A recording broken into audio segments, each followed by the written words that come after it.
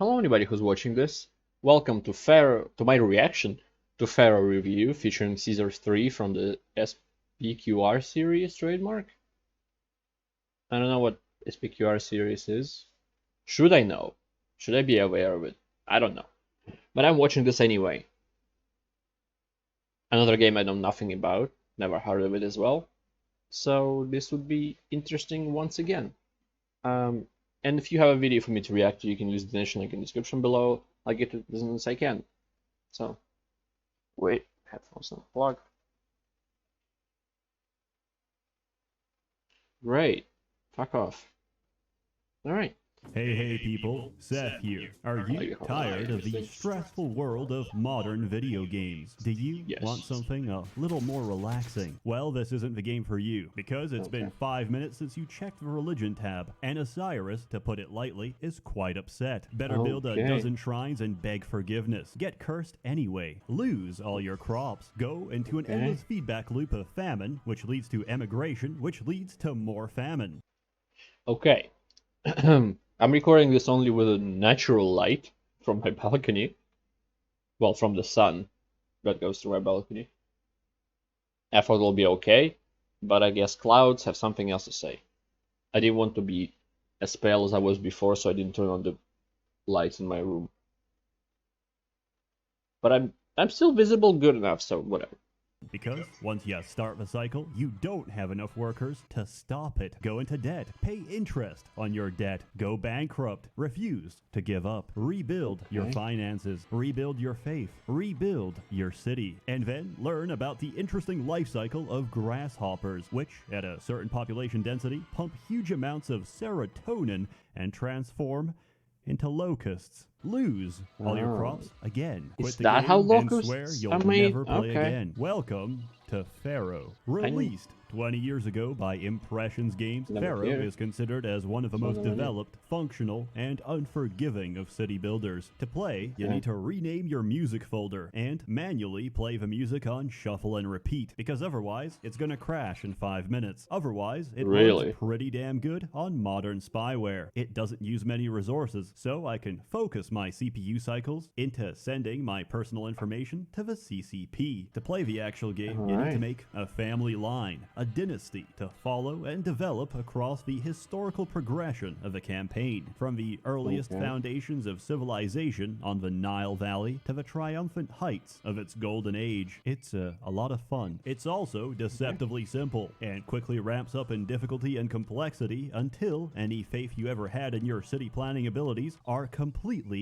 wiped out, leaving only a deep-seated feeling of anguish, despair, and incompetence. Don't worry, I've been there. When I built myself a personal mansion and paid myself a pharaoh's salary, thinking that somehow I outsmarted the Egyptian monetary system. Only later did I realize I wasn't making money. I was taking money from my own treasury to pay myself so I could put it back into my own treasury. My profound economic genius did not go unnoticed, because in several months' time, the real Pharaoh attacked my city to save my people from extreme retardation. In the beginning, your only concerns are food, water, and preventing your mud hut from spontaneously combusting. In ancient Egypt, most forms of architecture have a habit of exploding into blazing fireballs that will eventually consume your entire city. Historians attribute this to the fact that Egypt is closer to the sun. As such, every street corner requires an architect and a fire station, because without them, in a few milliseconds, my city will look like this. Your needs grow with the people, and you always need more people to run the city. This process is encouraged by the fact that as you satisfy their needs, dwellings will upgrade automatically, both visually and mechanically, as they accommodate wealthier residents. Your reward for a well-managed city is a city that doesn't look like shit. So, unless you want to stare at mud huts all day, we need to talk about the essentials of Egyptian life. Ancient Egypt invented many great things, such as crime,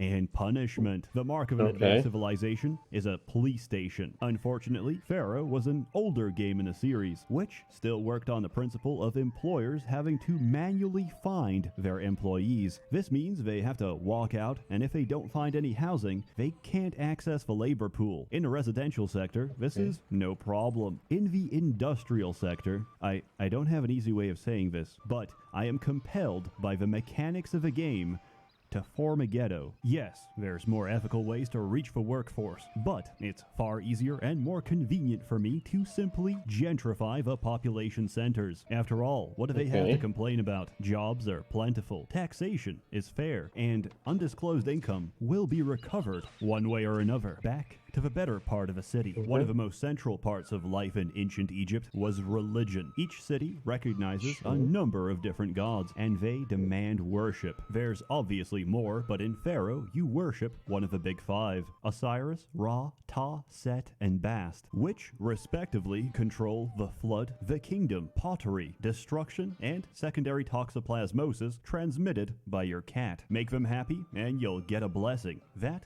usually helps your city, unless it's a blessing from Ta. Don't worry, mortal, I've resupplied your workshops. What's that? You don't have a weaver, jeweler, or shipmaker? Well then, my work here is done. Oh, that's a nice empty storage yard you have there. I'm gonna fill it with clay. Appeasing the gods isn't easy.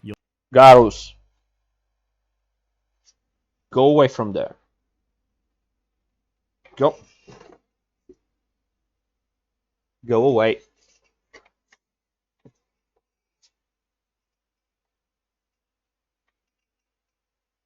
Come here. If you break something over there, I will break you. Okay? Do we have a deal?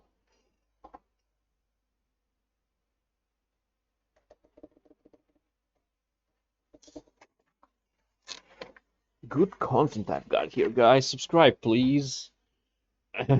You'll need to develop OCD and check the religion tab every few seconds to see how long you have until the next meltdown. Gods have to be honored by throwing festivals as often as physically possible. You see, the only way to delay divine punishment is getting shit-faced and drinking copious amounts of alcohol. When you vomit, Osiris smiles. Don't be surprised. Ancient Egyptian mythology is very colorful, and I think that's best depicted in the Osiris myth. Most of my retelling comes from the Plutarch account, which has its own issues, but we largely had to piece this all together. Ancient Egyptians believed that words carried power, so the more negative or unsavory parts of stories were often never recorded, because simply writing them would...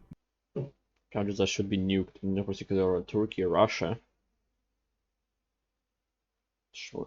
The US, Germany, France, England, Poland, the entire Middle East, especially Israel, Hungary, China, Brazil, Chile, the Virgin Isles, take that, losers, Antarctica.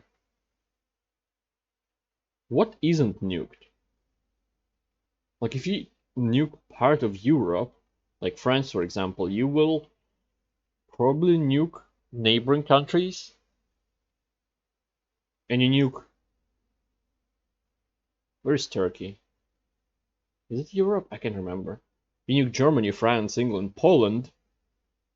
That's Europe is got whatever. Manifest the words into reality. Anyway, goes like this. Osiris rules over Egypt. Set didn't like that, so he invites him to a dinner party, during which he loudly proclaims there's a gift at the end. It's a chest, but he'll only give it to whoever fits inside. Every guest tries the chest, but none of them fit except Osiris. As he hops into the chest, Set and his goons lock him inside, decapitate and dismember him into 42 pieces, and throw him downriver. Osiris's grieving wife Isis and his side hoe Nephis team up to find the missing pieces, including his dismembered penis. In one version, they find everything except his penis, which has, of course, been devoured by a fish. This may explain the lack of fish in ancient Egyptian diets, probably because, as far as they were concerned, they were dick eaters. Isis naturally asks Thoth, god of magic, to make him a new penis instead, the dimensions of which were never stated. At this point, they preserve the body, making him the first mummy. Then Isis...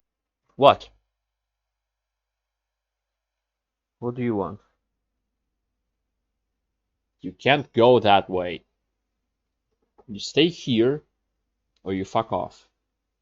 Posthumously bangs Osiris's undead body and Oh. gets knocked up. However, Osiris is What? incomplete, so he pieces out and goes on to become king of the afterlife. He's already in Isis pieces. gives birth to Osiris's son, Horus. In the meantime, Set has usurped control of the kingdom. That is, until Horus grows up and challenges him for the throne of Egypt. This takes almost 80 years, during which they transform into hippos and bite the shit out of each other. Isis attempts to intervene and harpoon Set, but accidentally stabs her son instead. In a perfectly natural response to your mom accidentally harpooning you, Horus decapitates his mother. Don't worry, it's not fatal, as Thoth steps in, slaps the stump, and replaces it with a head of a cow, which is why Isis is often depicted so. Okay. Anyway, where was I? Oh yeah, Set sexually assaults Horus. I mean, we went from dick-eating fish to this. Did you really think it would be safe for work just because it's Egypt? Let me give you some context. Ancient Egyptians believed semen was a very potent substance. In other words, poison. Set came inside Horus, which made him physically ill and made Set a homosexual. What's so interesting for him about the mic? Hey.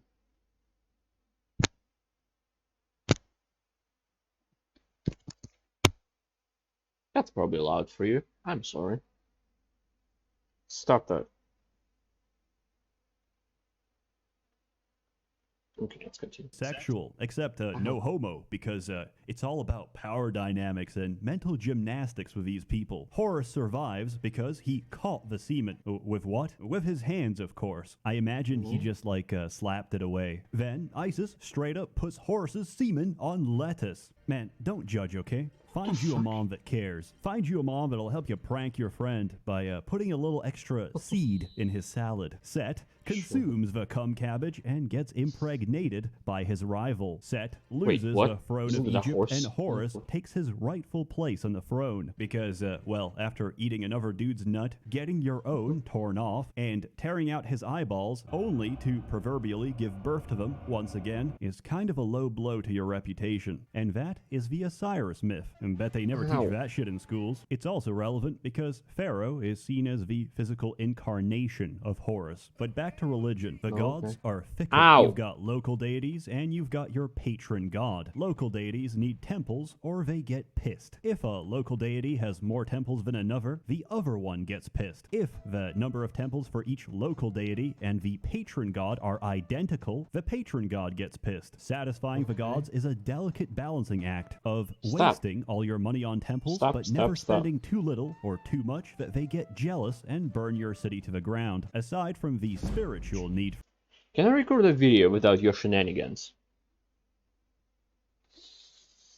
I'm assuming no. Ow! Stop! Just go to sleep or something. Okay, you know what? Get into the pose. Okay, you fighting me with it. There you go. The pose. The eating the tail pose. This is not me. For faith, your people have a physical need for entertainment. This is where being illiterate really hurts. If you haven't read tutorials, you'll know how to place the entertainers, but no idea how to place the venues. If it shows red, that's because your road is wrong. But how do you make it right? Well, as a child, I made every road shape possible until, finally, one of them snapped in place and became green. Once you've got that down, entertainment is sorted. Look at them. Not a phone in sight. Just people living in the moment, dying of malaria. Unless you want your entire workforce to be wiped out by a plague, consider implementing universal health care everywhere except the ghetto. Insurance coverage doesn't extend to my work camps because the cheapest cure for malaria is to delete the household, which is a good time to mention that if you right-click on someone... Oh, my stomach. Oh, my head. They'll tell you their personal feelings about the city. I can't find a place to live. at any given time. I've been kicked out of my home and through no fault of my own. Advance fervor, Yeah, and your so people will it's demand more. Pottery, amazing. beer, recreation, education, a working legal system to complain about the state of police brutality. And if you give them enough of these goods and services, they'll turn into nobles. Say goodbye to half your workforce, because these guys don't do heavy labor. But their estates are absolutely beautiful. Pharaoh was a very aesthetic game, and it still is. You've got a lot of options for beautification, from plazas to gardens to statues you can choose and rotate by pressing the R key. Primarily, you're going to use them to inflate property values, but there's also another lesser-known purpose to statues, wanna play the game dealing too? with wild animals. Normally, the only response to an animal fatality is police brutality. If an animal is not beaten, a citizen gets eaten. However, you can block off predators by surrounding them with several dozen pickle sphinx statues. This method only applies to members of the animal kingdom, which doesn't include water demons. Do you know how many police officers it takes to kill one hippopotamus? I tested this. I lose 5 men for every hippo. I could send in the army, but then they run to water and toggle god mode. I've learned to accept that there's nothing I can do about this, except increase the music volume to try and drown out the screaming. With development comes prosperity. Trade is an essential component of any city, and without profitable exports, you're going to run out of money. Don't worry, if this happens, Pharaoh will send you a stimulus check, because he's literally printing his own money. I recommend declaring bankruptcy at least once each mission. Hey, it's free money, and I'm gonna take it. Anyway, each city can only make certain goods. Everything else you're gonna have to import. Not only that, but your neighbors and the Pharaoh himself might make requests of your city. On paper, it's a gift. In reality, it's an obligation. Oh, you didn't send food when we had a famine? Then forget about trading, because my people are dead. You know those blocks of sandstone Makes you sense. never delivered? They're still Sad missing face. from my pyramid. And if you don't meet the second deadline, your shoulders will be missing a head. Even with trade, there's still the issue of balancing your budget. Your people have to be paid after all. To this end, you need to build a palace. Without a palace, your palace a cannot big be one. robbed. It also allows you to make tax collectors. Tax collectors exist to be shanked in the open street while everyone watches. They're essential for your city. This game taught me an important lesson. Economics is a closed loop. All the wages you ever spend, you get back through taxation, which at 9% is fair and stable. Pump it Paris is too high very and your interested in city this will game. quickly become a ghost town. I tested this, and unfortunately, you can't build a tax prison, whereby you lure immigrants into your city with low taxation, then suddenly pump the tax rate to 25, and prevent them from leaving with a double-layer thick perimeter of solid stone. It turns out the desire to emigrate is so strong that people simply phase through walls, reinforcing the theory that even lower on Maslow's hierarchy of needs is the physiological requirement for a human being to evade taxation. Ancient Egypt was a real powerhouse and evoked a lot of jealousy. I would be too if I lived in a desert. Understandably, they're here to take your crops and murder you. Invasions are common, so combat is inevitable. And I'll be real with you, it's not very good. Most of it boils down to how many bodies and planks of wood can I throw at the enemy. That is, until you get chariots, which were considered by many during the time period to be imbalanced, pay-to-win bullshit. Alternatively, you could just pray to Set. So once your enemies reach the map, they'll fall to the ground and be recorded as a COVID death. Above all, Egyptian civilization revolved around one thing: building the sickest tombs. Think of the richest man alive right now in Anno Domini 2020. Now consider that he hasn't even prepared a modest mastaba to serve as his mausoleum. The ancient Egyptians believed that the afterlife was a complicated affair. First you die, then you're judged. You tell the gods the 42 sins you haven't committed, and your heart is weighed against a feather, known as mayat or balance. It's all metaphorical, and essentially, live a bad life and your heart is devoured. Live a good life and you get to go on to the field of reeds, where everyone, regardless of status, gets the same patch of farmland. To put it simply, the field of reeds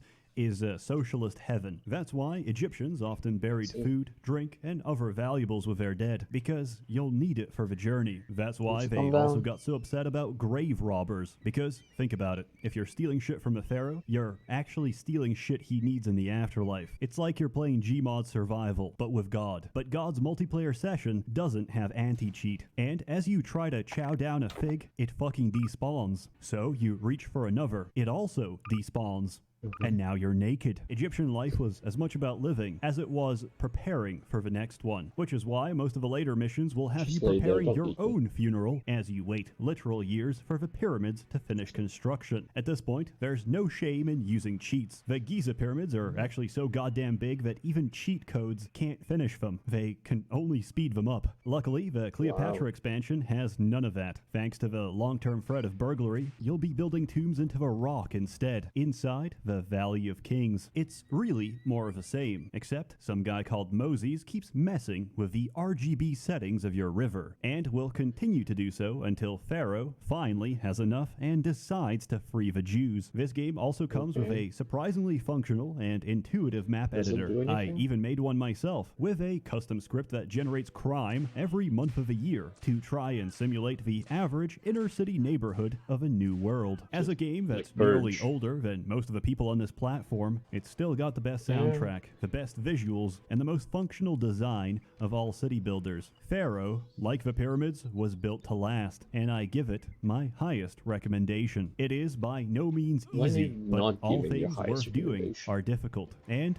what's the most difficult thing of all? Maintaining civilization. Yet, no civilization can ever last. Empires rise and empires fall, and so did Egypt to the Roman Empire. Caesar Free is practically a carbon copy of Pharaoh, but hey, Roman religion was pretty much a carbon copy of the Greeks, and I'm going to get to them in the future. On the other hand, they did invent shitposting. It's maybe comforting or humbling to remember that no matter how much time has passed between us, the hopes, dreams, and motivations of fellow humans remains very much the same. The only difference is that instead of spending your time killing Nubians, you'll be spending your time killing the Scottish. Caesar Free was very progressive for its time, as it accepted the harsh truth that you could bring civilization to Britain, but you could never bring Britain to civilization. Unlike Pharaoh, most of the messages you get are actually animated. The voice acting is way better. If more food doesn't arrive soon, there won't be anyone left to pay any tax. Combat doesn't suck ass, and it actually runs on modern systems. Despite all this, it is 1 year older than Pharaoh. So, what's the downside? Well, there's no monuments. But on the bright side, there's no monuments. Overall, if you're concerned about hypertension, Caesar Free is the better option. It's not the anxiety-inducing disaster spiral that is Pharaoh, but I also highly recommend it. It's a wonderful game about the greatest of empires. You got through those funds quickly.